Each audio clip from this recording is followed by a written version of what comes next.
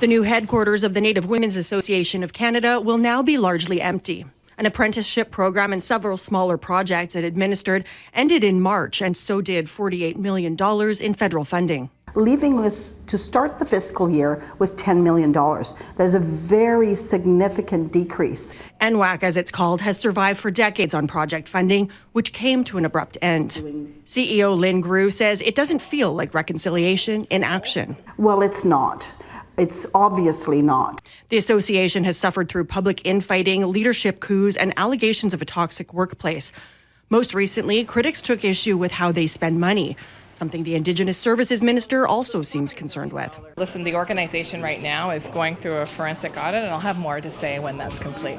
I'm fully confident that NWAC has complied with the rules. The heart of the money matter, the Native Women's Association's foray into business.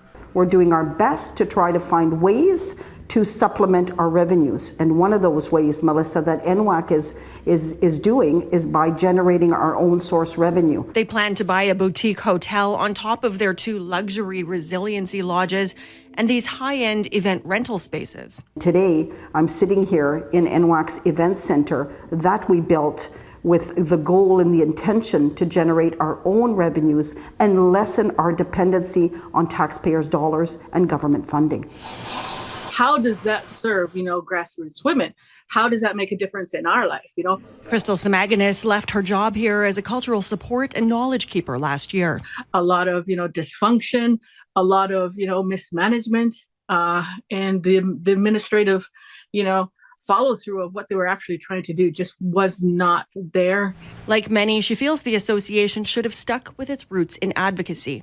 So we were bringing a lot of awareness to the missing and murdered women. Bridget Tolley worked with NWAC's Sisters in Spirit project, largely credited with putting missing and murdered Indigenous women on the national agenda back in 2004. We want to solve the unsolved, and we want to open up all the unresolved cases that the police messed up on, Funding for that ended in 2010, and some feel the women's organization lost its way soon after. Yes, I'm happy. I'm happy this happened because, we deserve a lot more. Samaginis hopes it's not the end, just a pause. Oh, no, there should be a fixing. There should be, like I said, Indigenous engagement, meaningful Indigenous engagement. It's in the hands of Ottawa to determine if NWAC gets that chance. Melissa Ridgen, Global News, Winnipeg.